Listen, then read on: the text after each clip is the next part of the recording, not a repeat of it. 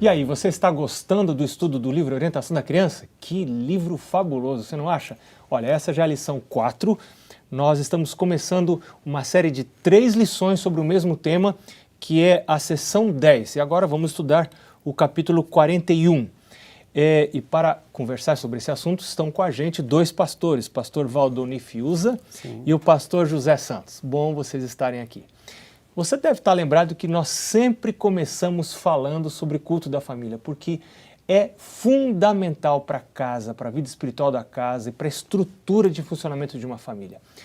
Pastor Santos, me fala um negócio. A gente tem encontrado tanta criança desatenta, irreverente na igreja. Isso de alguma forma, você acha que tem alguma relação com o culto da família?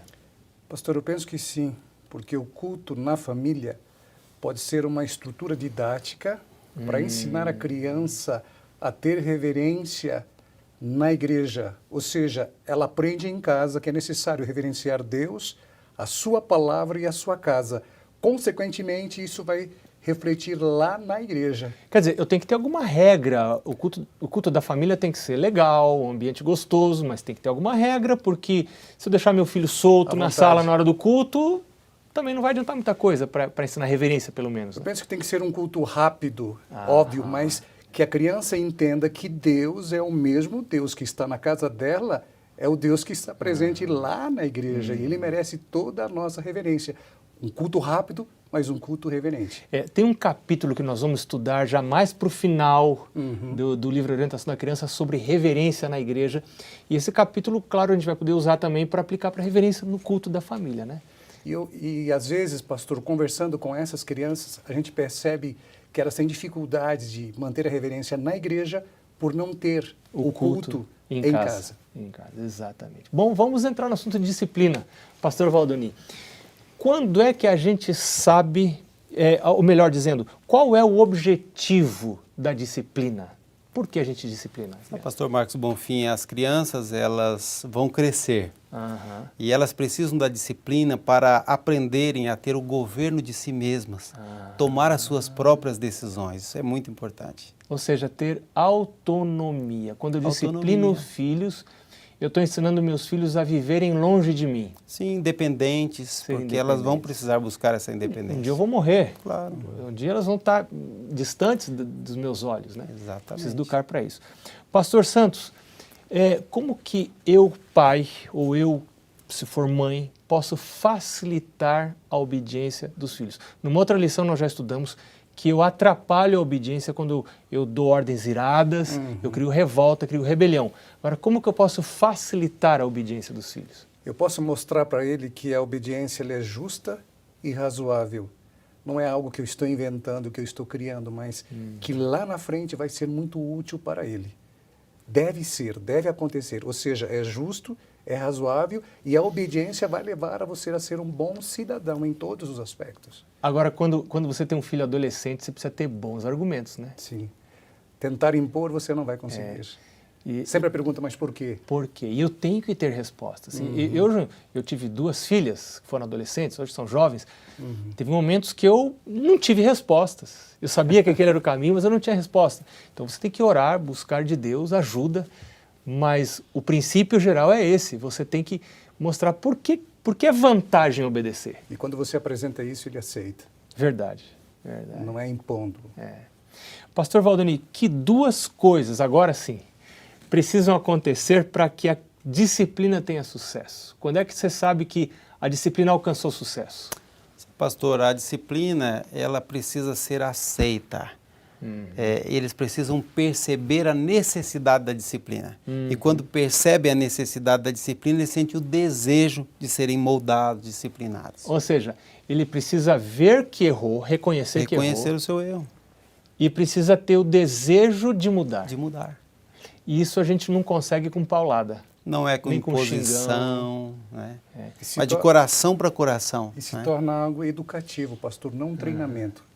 A criança não foi treinada a obedecer, ela foi educada e ensinada a obedecer. E quando ela é ensinada e educada, ela faz mesmo longe de você. Né?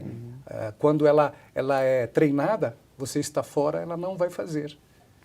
Entende? Pastor, e qual é para os filhos o resultado mais importante de uma correta disciplina que ensina a obediência? Ou seja, a educação que ela recebe aqui está preparando ela para viver em sociedade lá no céu. Então, ela precisa entender isso, que não é por acaso, há um objetivo. Ela sendo educada aqui prepara ela para viver em família, tanto aqui como lá. Isso, e talvez essa seja a pergunta mais importante do estudo dessa lição número 4. Porque alguns pais talvez não compreendam, outros entendem bem isso.